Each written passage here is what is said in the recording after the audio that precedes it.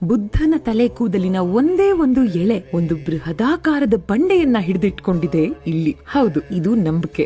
ಮಯನ್ಮಾರಲ್ಲಿನ golden boulder ಬೃಹದಾಕಾರದ ಈ ಗುಡ್ಡ 49 ಅಡಿ ಎತ್ತರದಲ್ಲಿ ಮತ್ತೊಂದು ದೊಡ್ಡ ಬಂಡೆಯ ಮೇಲೆ ನಿಂತಿದೆ. ನಂಬಿಕೆ ಏನಂದ್ರೆ ಬುದ್ಧನ ಒಂದೇ ಒಂದು ತಲೆ ಕೂದಲು ಈ ದೊಡ್ಡ ಬಂಡೆಯನ್ನ ಹಿಡಿದಿಟ್ಕೊಂಡಿದೆ ಅನ್ನೋದು. ಈ ಬಂಡೆ ಅದರ ಕೆಳಗಿನ ಗುಡ್ಡ, ಅದಕ್ಕೆ ಅಂಟ್ಕೊಂಡಿಲ್ಲ. ಅದೇ ಬೇರೆ ಇದೇ ಬೇರೆ, ಇನ್ನೇನ್ ಬಿದ್ದೋಗ್ಬೋದೇನೋ ಅನ್ನೋ ಹಾಗೆ ನಿಂತಿರೋ ಈ ಬಂಡೆ ಬೀಳಲ್ಲ. 2,500 ವರ್ಷಗಳಿಂದ ಇದು ಹೀಗೆ ನಿಂತಿದೆ.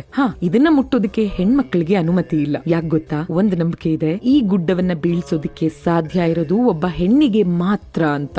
ಮಯನ್ಮಾರ್ನ ಜನ ಇದನ್ನ ಕರೆಯೋದು ಕ್ಷೈತ್ಯೋ ಪಗೋಡಾ ಅಂತ. ಯಾಕಂದ್ರೆ ಈ ಗುಡ್ಡದ ಮೇಲೆ ಒಂದು ಪಗೋಡ ಅಂದ್ರೆ ಚಿಕ್ಕದೊಂದು ಗೋಪುರ ಕೂಡ ನಿರ್ಮಾಣ ಆಗಿದೆ. ಚಿನ್ನದ ಲೇಪನ ಕೂಡ ಆಗಿದೆ ಇಡೀ ಗುಡ್ಡಕ್ಕೆ. ಇದು ಬೌದ್ಧರ ಪ್ರಮುಖ ಯಾತ್ರಾ ಸ್ಥಳಗಳಲ್ಲಿ ಒಂದು ಹಾಗೂ ಮಯನ್ಮಾರ್ನ second most important pilgrimage centre.